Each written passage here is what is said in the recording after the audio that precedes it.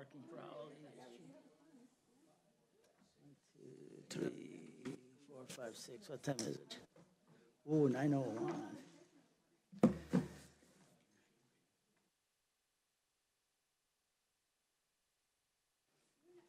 Okay, we're gonna start the meeting in about 30 seconds.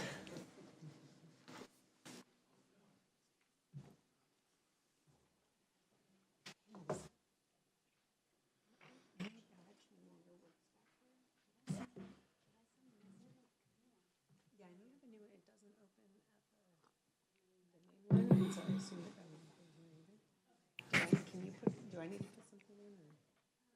I think I tried to send a Teams when I didn't have good reception.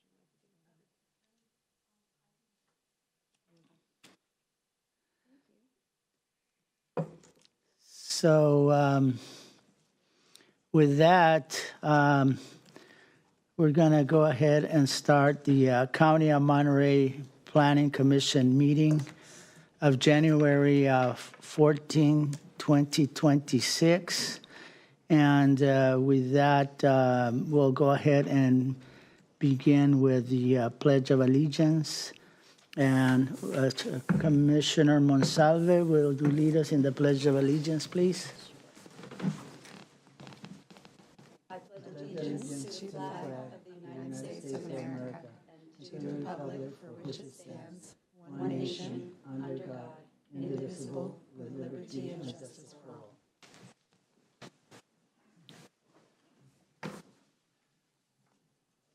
Thank you. With that, we're going to go ahead and continue with the roll call. Good morning, Commissioners. Commissioner Hartzell?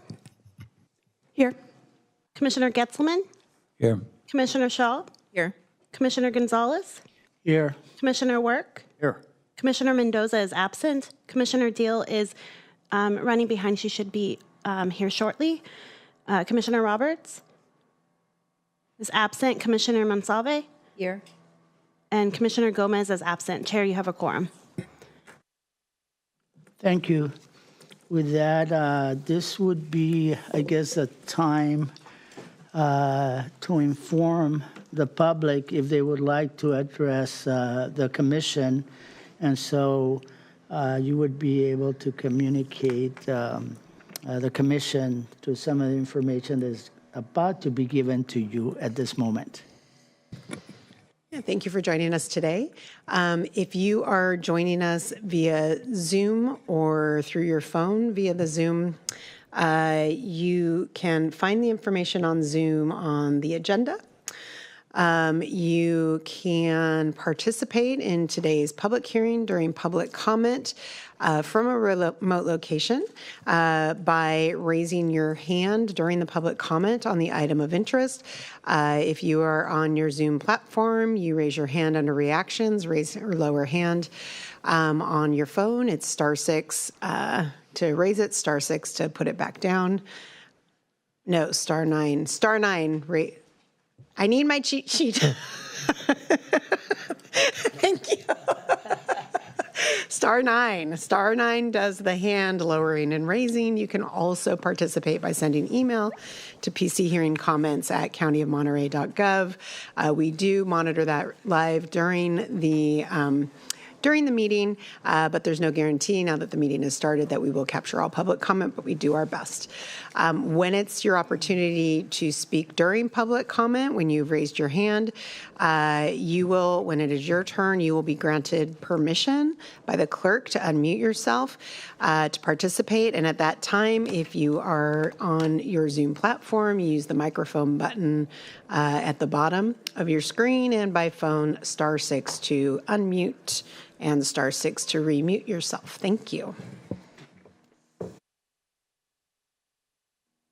Thank you. Let the record reflect that Commissioner Gomez has joined us. That's for the record. And with that, we move on to public comments.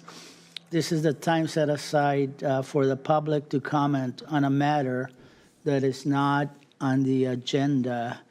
So if anybody here in the chambers that would like to address the commission on a matter that is, again, that is not on the agenda? Seeing no one, is there anybody via Zoom or anybody with any emails that would like to address the commission? There are no hands up on Zoom and no additional emails. Thank you.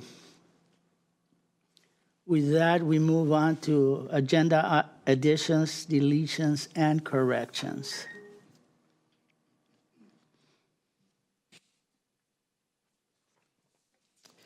Chair, there are no agenda additions, deletions, or corrections for today's agenda. Thank you. We move on to the next item on the agenda, and that's commissioner comments, requests, and referrals. And this is a time set aside for commissioners to comment, request, or refer a matter that is on or not on the agenda. Commissioners? Seeing no hands up, we move on to approval or acceptance of the minutes. And so, commissioners, and that's the approval of the December 10th, 2025 Planning Commission meeting minutes. And so, does any... Motion to approve? Okay, there's a motion to approve, but before I move on, I believe in this particular case, I might need public comment. If it's Is it on consent? no, it's not on consent. It's, Yeah, if there's any public comment. yeah, it's in a separate item, I think. So just request if there's any public comment. Yeah. And so at this point, if anybody in the chambers would like to address this particular item. Seeing no one, is there anybody via Zoom or via emails that would like to address the approval of the December 10 minutes? There are no hands up on Zoom and no additional emails. So again, we bring it back to the commission, and so we have a motion by Commissioner Monsalve. We need a second. I'll second. Commissioner Work seconds the motion. Any other comments, questions, discussions? Seeing none, all those in favor of the motion so indicate by saying aye. Aye. Motion carries. Commissioner Gomez abstains. Then we move on to approval of consent calendar.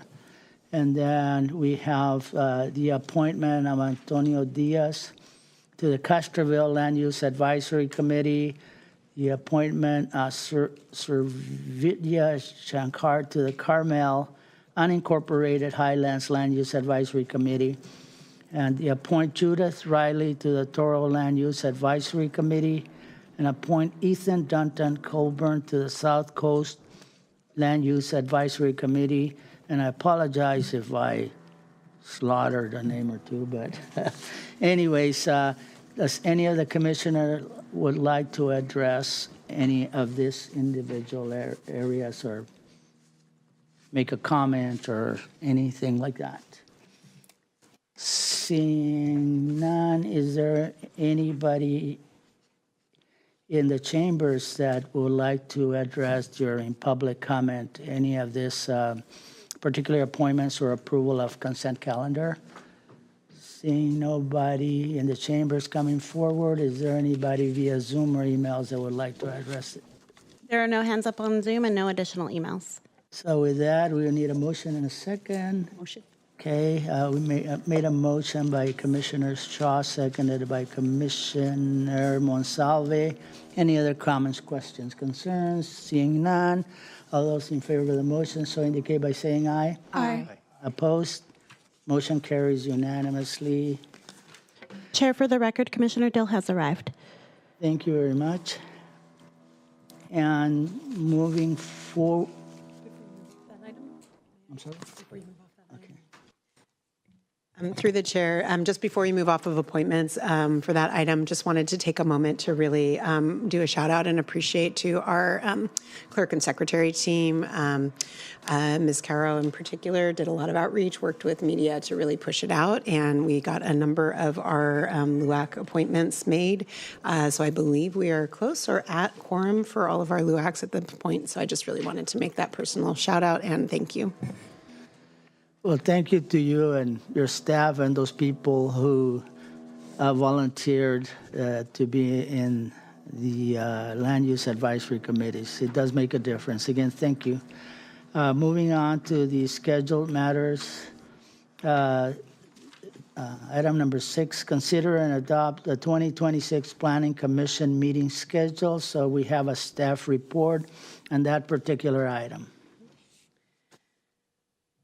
Yeah, thank you, Chair, Commissioners. So we had discussed at a prior meeting that staff was interested in coming forward with an alternative schedule beyond the typical regular schedule that proposes just one additional meeting be removed from the calendar. That would be the second meeting in July. We provided in the staff report, we tried to provide information as to kind of our reasoning for how we think that that can actually really improve processes and afford kind of a mid-year opportunity for both our administrative team and our planning team to have a brief checkup, kind of catch up at the mid-year and focus on process improvements. So we just, staff will work with whatever calendar and agenda the commission wishes to adopt.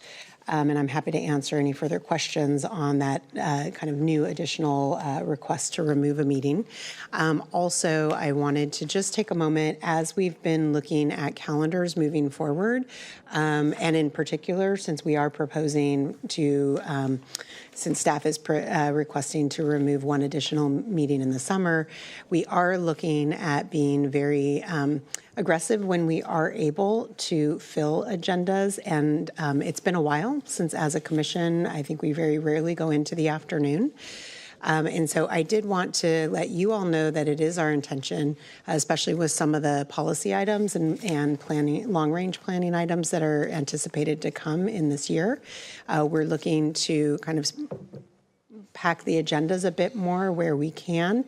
And so being mindful when we're looking at quorum and letting staff know if you have a set stop time in the afternoon or at lunch for any given meeting, that would be important for us to know going forward, just to make sure as we do that, we can ensure that we have a full quorum into the afternoon on those days where we anticipate them to be particularly long in an effort to get more done on days where we have more to go. Thank you. Thank you. And so I guess with that, since we're on adopting the Planning Commission meeting schedule, was a recommendation, at least what I understood would be for B, item number B, is that? Yes, staff's request would be to adopt the alternate schedule and see how it works for this year as a possibility for moving forward. Which would be Exhibit B. Can I ask a question? I just need to clarify something. Exhibit A is the alternative 2026 meeting schedule.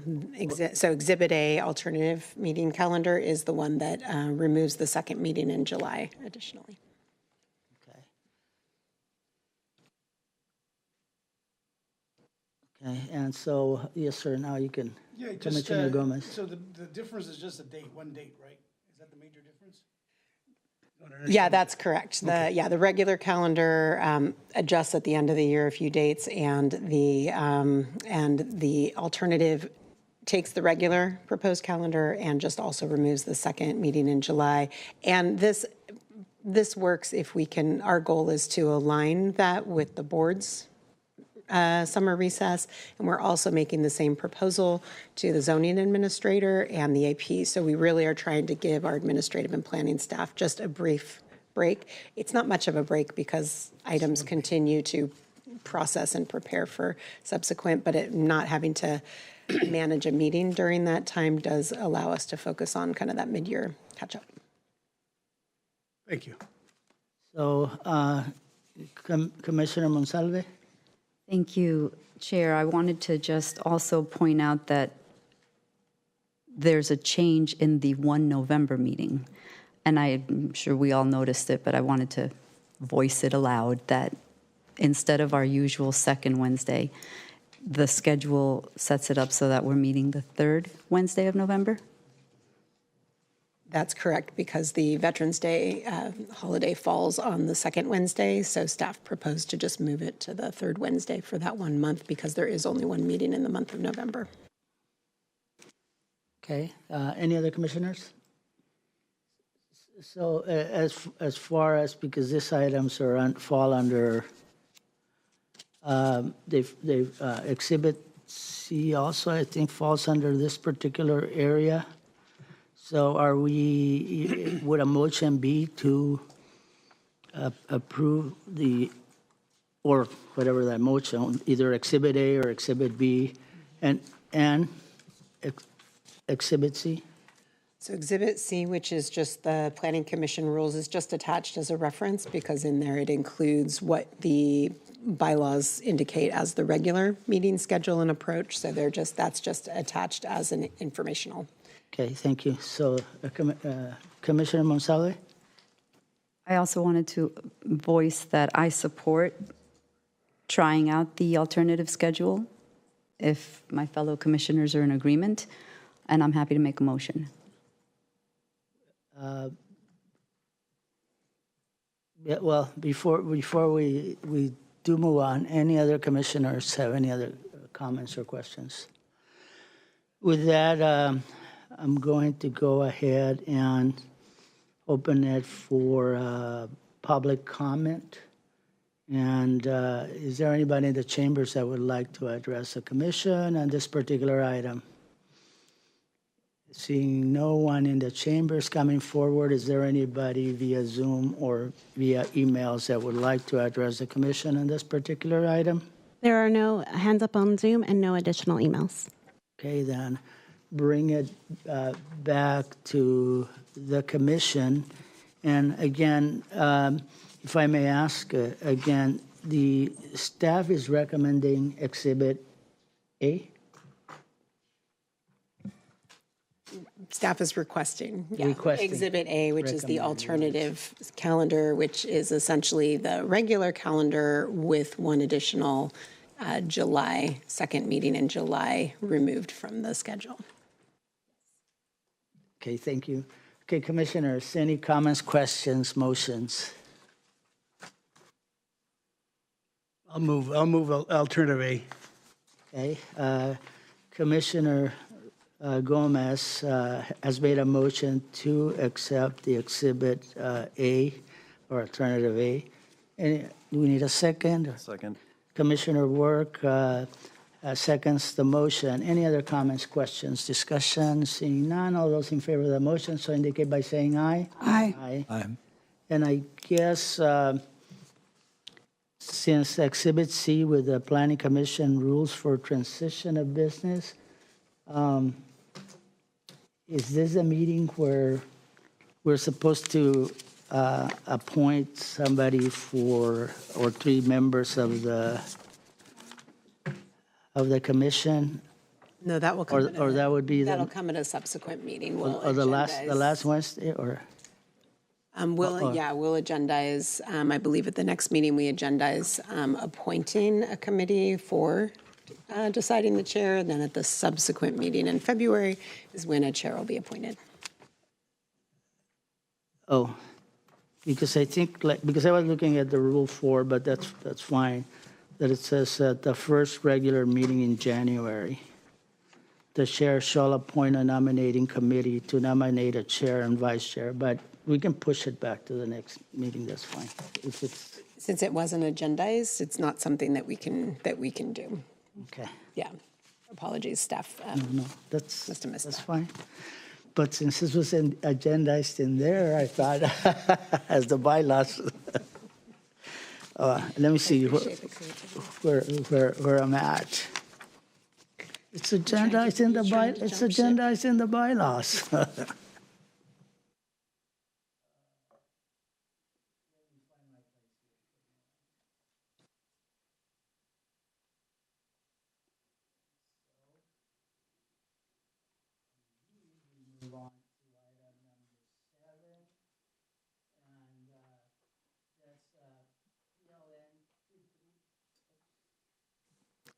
Turn my microphone on. We move on to item number 7. That's PLN 230235, the Pebble Tree LLC. And so the staff will go ahead and make a presentation on this particular item. Good morning, Chair Gonzalez, Planning Commissioners. Joseph Alameda presenting for HCD file number PLN 230235, Pebble Tree LLC. The project is located at 1266 Portola Road in Pebble Beach within the Del Monte Forest Land Use Plan. The subject property is zoned low-density residential with a maximum gross density of 1.5 acres per unit and a design control overlay in the coastal zone. The project involves a combined development permit to allow the construction of a 5,202 square foot, 2-story single-family dwelling with an attached 831 square foot garage, construction of an 869 square foot accessory dwelling unit with a 100 square foot covered patio, and the removal of up to 34 trees. The project meets all required site development standards for the low density residential zoning district related to setbacks, height, and site coverage. The project includes an application for the removal of up to 34 protected trees. Pursuant to the Del Monte Forest Coastal Implementation Plan, a coastal development permit has been applied to this project for the proposed tree removal. This coastal development permit allows the removal of 23 protected trees and authorizes the removal of up to 11 other protected trees that may not successfully be protected in place through construction. Pursuant to the Del Monte Forest Coastal Implementation Plan, an arborist report was prepared to evaluate the health, structure, and preservation suitability for each tree within or adjacent to the proposed development. The report identified 149 trees on site consisting of Monterey pine and coast live oaks. 23 trees will be removed with implementation of this project, consisting of 5 coast live oaks and 18 Monterey pines, all identified on screen by the red circles. The 23 trees proposed for removal are directly within the development footprint of the single-family dwelling, the accessory dwelling unit, or the driveway. 11 other trees adjacent to the development were identified in the arborist report as being potentially impacted by construction and are identified on screen by the yellow circles. Condition number 11 requires that an arborist be on site during all trenching, grading, or any other digging or soil removal that is expected to encounter tree roots. This monitor shall ensure that trenching for retaining walls or footings located adjacent to any tree shall be done by hand where practical, and any roots greater than 2 inches diameter shall be bridged or pruned appropriately. If significant roots are identified that must be removed that will destabilize or negatively affect the tree, the arborist shall halt work and determine whether removal is warranted or additional construction design approaches to minimize effects can be implemented. As proposed in condition, the proposed tree removal is the minimum required under the circumstances of this case. The lot is heavily forested, and thus avoiding tree removal entirely is unfeasible for any reasonable development consistent with the neighborhood. The single-family dwelling is consistent in size with other single-family dwellings within the surrounding area. As cited in design, the proposed development occurs in the least forested location within the developable area and utilizes a 2-story design to avoid having an expansive development footprint that would impact more trees. In addition to being impacted by grading activities, the removal of these trees within close proximity to the development also helps to reduce fuel loads near the proposed residential development, consistent with state fuel management guidelines. Condition number 10 has been applied to require replanting of 19 trees as recommended by the arborist, and this condition also addresses replanting or other mitigation requirements should the up to 11 other trees be negatively impacted during the construction. This project did warrant referral to the Del Monte Forest Land Use Advisory Committee because it involves a design approval subject to a public hearing. Accordingly, staff attempted to schedule the project for the Del Monte Forest LUAC for review. However, all Del Monte Forest LUAC meetings for the months of November and December of 2025 were canceled due to a lack of a meeting space. Therefore, the LUEC did not make a recommendation on this project, and to ensure timely processing, staff scheduled the project for the Planning Commission hearing. The proposed single-family dwelling will have colors and materials consisting of a terracotta tile roof, warm white exterior plaster, and natural cut stone door and window trim.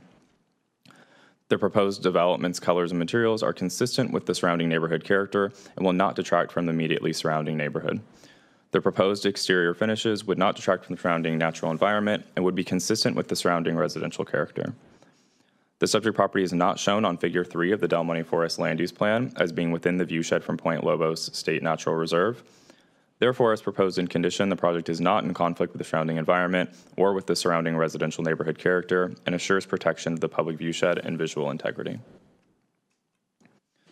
Therefore, staff recommends the Planning Commission find the project categorically exempt pursuant to CEQA Guidelines Section 15303 and approve a combined development permit to allow the construction of a 5,202 square foot two-story single-family dwelling with an attached 831 square foot garage, construction of an 869 square foot accessory dwelling unit with a 100 square foot covered patio, and the removal of up to 34 trees. Staff would also like to recommend the inclusion of the county's standard indemnification agreement condition of approval as condition number 12. That concludes staff's presentation, and staff's available for questions. Thank you for the presentation. Bring it back to the commission for questions or comments. Commissioner Deal? Thank you. Mr. Alameda, first question is, and this is more general, perhaps somebody else can help me with.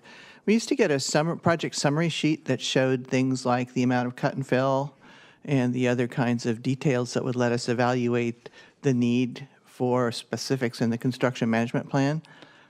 I find in this project I'm referred to the civil engineering drawings to determine, I don't think it's a big deal, but if we could make sure that we include information like that in the package, and the summary sheet worked really well for me. I'd just like to request that that happen. Do you happen to know if cut and fill is balanced on site for this project? Let me check.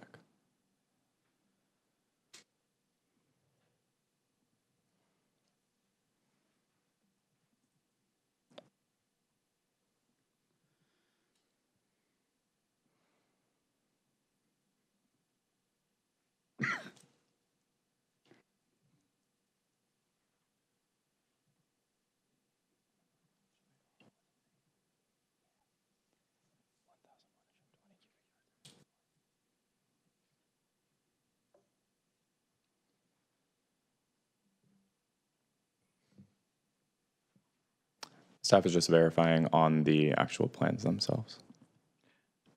Okay. As I say, I don't anticipate that it would require any specifics in the construction management plan looking at the site, but I just want to double check because I didn't actually find the civil numbers. So my next thought or thing that I wanted to suggest was, I'm really sorry the LUEC didn't look at this. It's a very standard colonial design. I don't see any neighborhood likelihood of issues with that. But I think they might have said something about the white exterior had they been doing it because of the way they've in the past approached wanting colors that were more earth-toned or more in the tan range. So I'm not the design review person, but I really would like to put a push in to say that in all of the Del Monte Forest, it seems to me there could have been a meeting space if we had aggressively assisted them in pursuing one. And not having the benefit of their input on this project is a loss to me. That would have been one place where their specific neighborhood expertise would have been useful, and it certainly would have addressed the concerns that I sometimes have about expectations, where people want to know what's happening and there's some way that their neighbors can inform them. So just express my concern on that, and I'm not the esthetician. There are a lot of people here better qualified to do that, but I would say that general approach of blending in is always appreciated throughout our area. So I think white, even quote-unquote warm white, is not really that. Let's see. I also just wanted, I don't think it's, again, looking at the plans, I don't think it's a huge problem here, but it's not on the drawing as visible in Point Lobos. However, one of the things we've noted in the past is that when you can see Point Lobos from the house, with a house site, which you can, we have sometimes had glare issues with sunsets in those windows. So I just want to confirm that we are aware of that and we've considered that, and in the future we don't dismiss that as a concern because of the drawing. It's still a concern because of the way it lights up the I don't know if any of you all have seen it, but the sunsets, hits the windows, it looks like there's a spotlight on. So we just want to make sure that isn't happening here. I doubt that it is, but again, something I just wanted to bring up. Yes, through the chair. In regards to your first question, there will be an export of slightly over 1,100 cubic yards. And for the LUAC piece of it, staff agrees with you. We try to get LUAC review for every project, particularly ones in sensitive design areas. I believe staff did attempt to locate a meeting place several times for the LUAC so that those meetings would not have to be canceled. That attempt was unsuccessful. However, we recognize the concerns of projects not going to LUACs. Perhaps I might suggest that we continue to look for an alternative when we're not in crisis, so that we have a backup plan should something like that occur again. Yes, that LUAC is, just for the record, that LUAC is back on schedule and will be meeting again tomorrow, back to their regularly scheduled meeting. Yeah, it's a community service district. It's a lovely setting. I know they love it. They've got better tech than we do.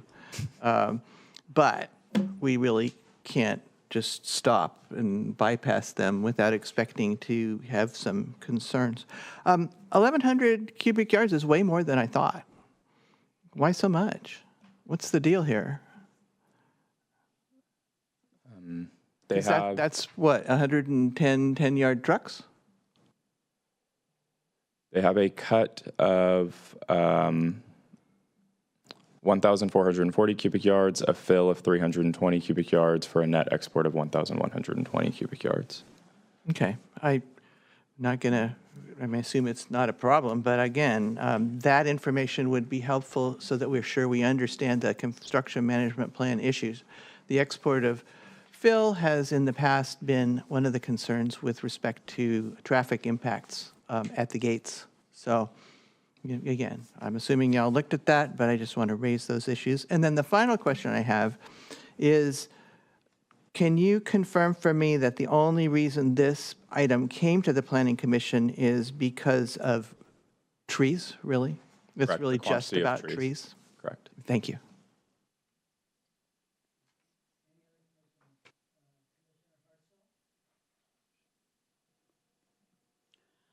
I wanted to echo Commissioner Deal's concern about this not going to the LUAC and just confirm that since this is requires a design review, is the Planning Commission hearing the design review? You all do have the authority on the design. Even for projects that have gone to the LUAC, you all have the final authority on the design of projects. And if anyone else had because this is a duly noticed meeting, if anyone else had comment on the design review but couldn't do it at the LUAC, they would need to do it through this meeting. Correct. Okay. Commissioner Shaw? Thank you. I could have just missed it.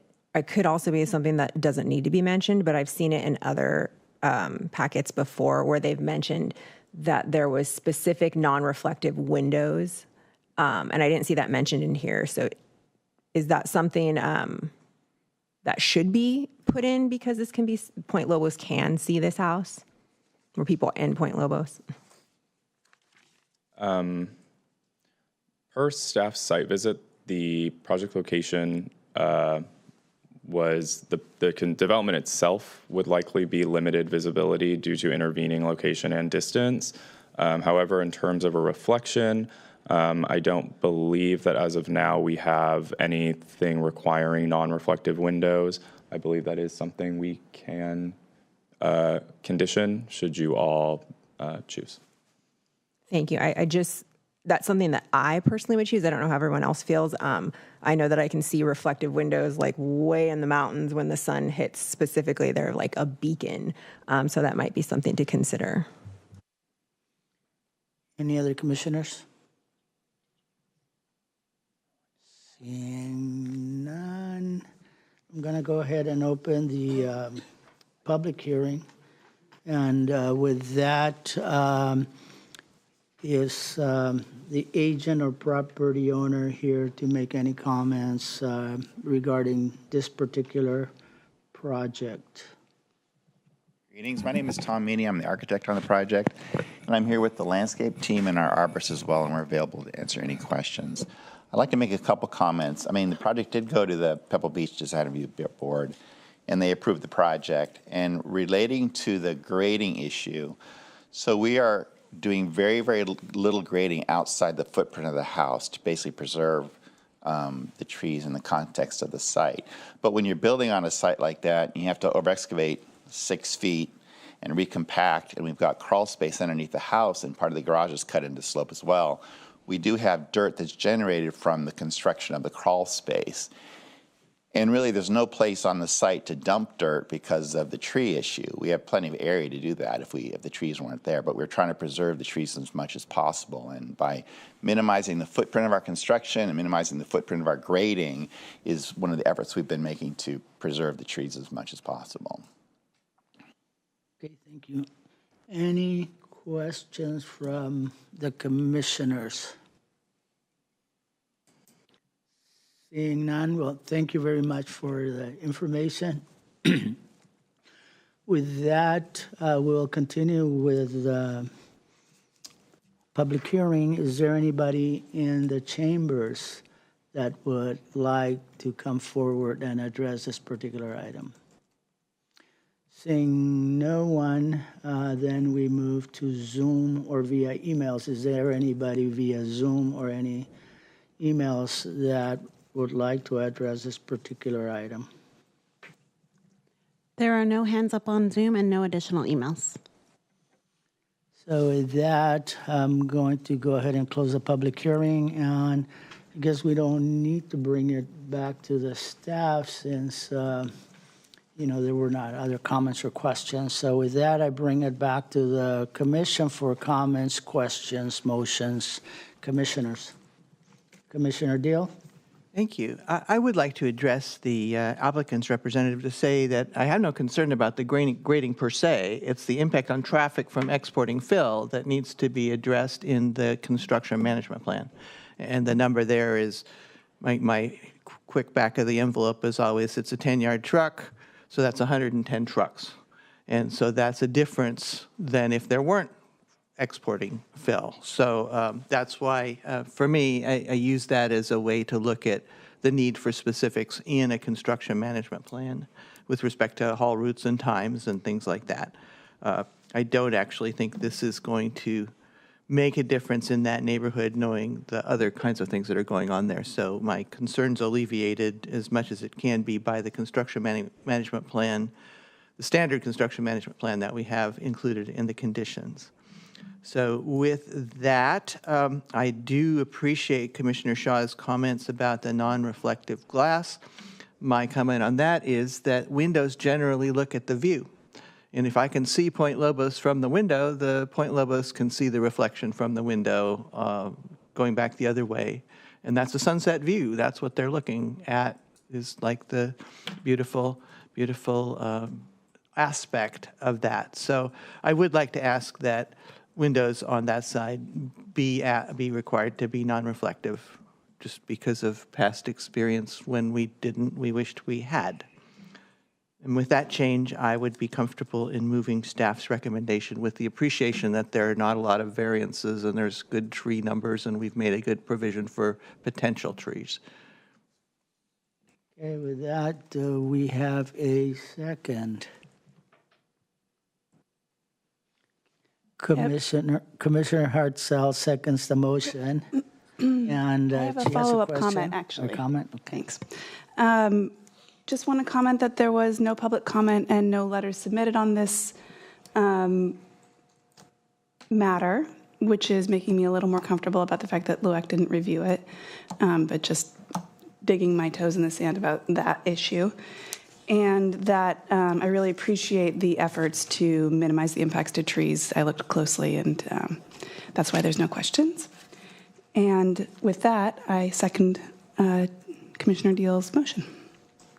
And with that, do we have any more comments, questions, concerns from the commission? Seeing none, all those in favor of the motion so indicate by saying aye. Aye. Opposed? Objections? Abstentions? Motion carries.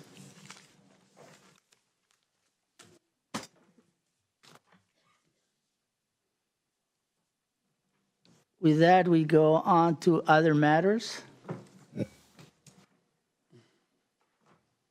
There are no other matters for the agenda. Okay, and moving on to department report.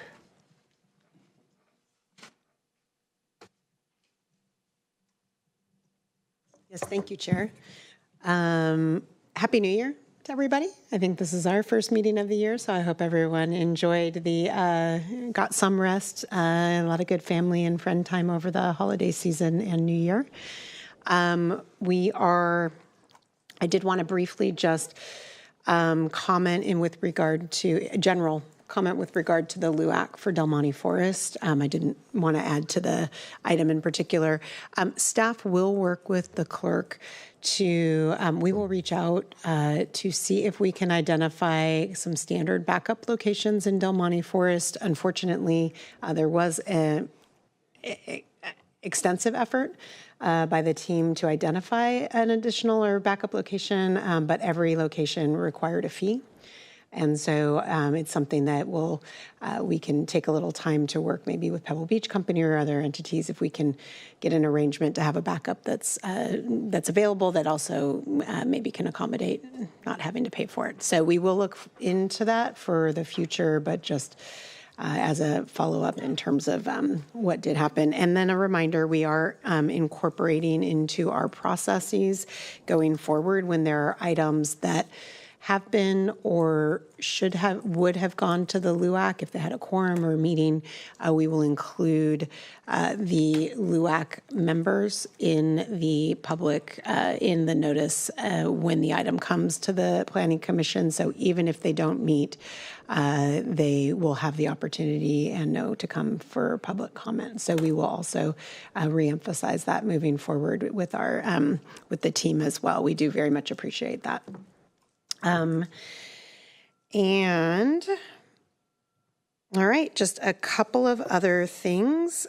Just looking forward, I think I may have mentioned it at our last meeting, but just for the public and the commission, Housing Community Development is bringing forward our land use fee article for update. We are scheduled to go to the Board of Supervisors on February 3rd.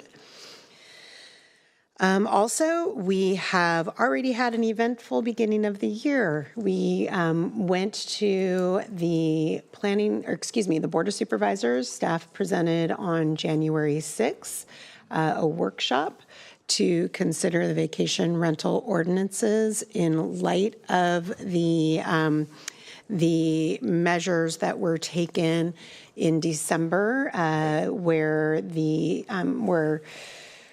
the county staff has determined that there are two elements of the current regulations that we have suspended enforcement of related to ownership provisions in the current regulations. So to be clear, moving forward, we continue the current vacation rental regulations, both inland and coastal, are in full effect. The transition period for unpermitted operations to come into compliance and make an application has passed as of December 24th in the coastal zone and long past in the inland area. And those are the regulations with the exception of the suspended terms that we will be not enforcing temporarily until resolve of the legal issues. Those remain in effect until such time as there is a board decision to adopt and something comes into effect anew. Briefly, what the direction from the board was a request for staff to go back and bring forward amendments to the vacation rental ordinances, specifically that prohibit vacation rental use in residential zones, and with some other kind of general direction in terms of how we allow them in commercial and ag zones, which would be generally the remaining zones that they'd be allowed in. So this item will be, staff is trying to do a quick turnover. This item will come before the Planning Commission. We are targeting dates in February to bring draft ordinances forward to the Planning Commission for consideration, recommendation to the board.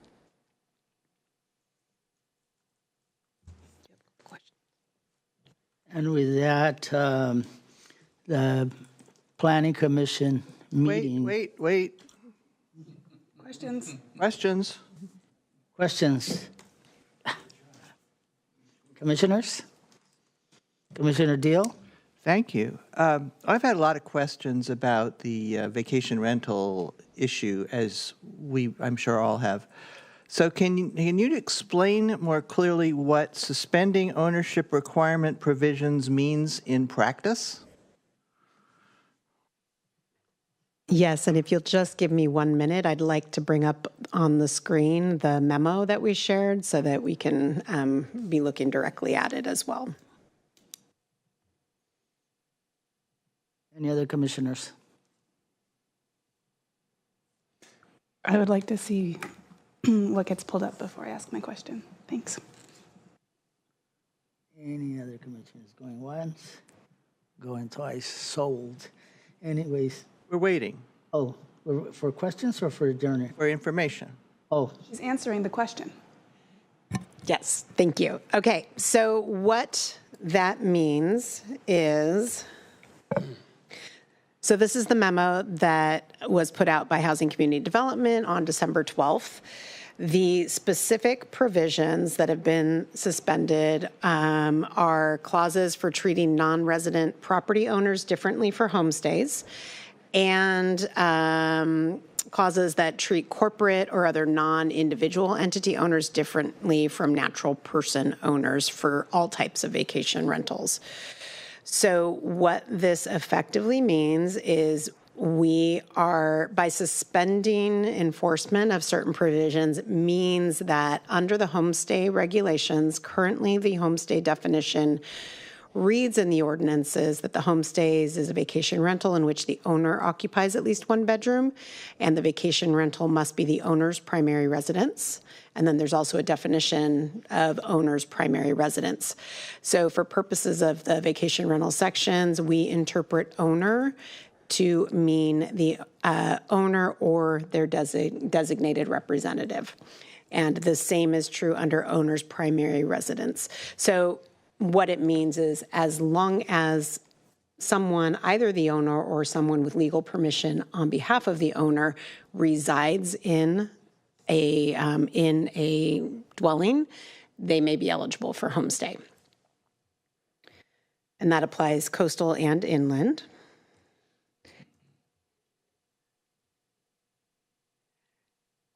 And then also with regard to the disparate treatment of corporations and non-person individuals, as in our ordinance, we had a provision that applied to all vacation rentals in terms of that indicated that the owner of the vacation rental must be an individual, except if it's held in trust. And sorry, I have to, there we go. In which case the trustee may apply for a license to operate on behalf of the trust beneficiaries. So that provision that was added is essentially stricken and does not apply, which means we don't look at who the owner is, whether or not it's a corporate entity, an LLC, a trust, or an individual. As long as they have legal ownership of the property, they may apply for any of the vacation rentals. So what it means is that for the time being, individuals who now meet these criteria may come in and apply, and we will accept their applications and process accordingly. any other, Commissioner Hartzell? And if after the amendment occurs, these permits are no longer in compliance, will there be a backward-facing look to bring them into compliance? So similar with so we will need to afford an amortization period.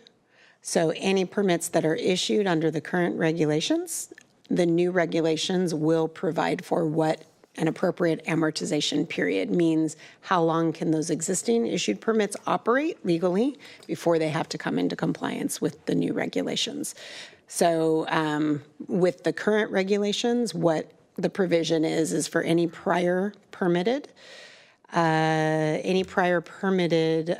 the old regulations, the current regulations afford a 7-year amortization. So it's either the expiration of the permit or 7 years from the effective date of the regulations, whichever is later. So we could expect something similar, but again, not yet drafted. Commissioner Deal? Thank you. Ms. Beretti, when the item comes back before the Planning Commission, I understand there's a direction for a different approach. Is there also a direction for an opportunity to correct any defects in the existing ordinances like this, which seem to me relatively minor? I mean, there are ways you could approach these issues to clarify the original intent, it seems to me, as well as just going back to a different approach. Yes. So going off memory, very generally, the big change was to not allow vacation rentals in residential zones. There was also direction for what remains in the regulations to correct these legal issues, so they are no longer there, which staff interprets to tighten up if we need to, as appropriate. So just furthering a portion of the direction as well was considering potential for ministerial approval, because we are now limited to only commercial and ag zones. So that was also a part of the direction consideration. And those were the main points. And absolutely, we also will, anything else that were potential issues that in their minor corrections or anything, we can certainly capture with this round. Commissioner Gomez? The application of not allowing short-term rentals on residential zones, is that a countywide, unincorporated countywide, or is it limited to the coast? So that direction from the board, the motion, it was a 3-2, but the direction was for unincorporated county. It is recognized that anything we adopt locally for the coastal zone needs to go forward to Coastal Commission and is subject to coastal certifications. But the board did, in their discussion, they did acknowledge that they would like the regulations to be as we would like them to be local, and then should coastal wish to see something different, to have that process in the coastal zone happen separately rather than try to pre-negotiate. That was the general consensus with just approach, recognizing. How many current operators would that affect? I don't have those numbers offhand. Could you share those with us later? Yeah, and when we do come back, we will come back very clearly. You know, at this time, the last that I looked, which was about a week ago, we had approximately 280 applications that have been made, both inland and coastal, about a 50-50 split between the two for vacation rentals in general, the 3 different types. So at this time, I believe the majority were in residential zones. So at this time, for applicants that are in the process and or have been made applications, it's approximately, I'll just say approximately currently 300 who are in the process that this could impact.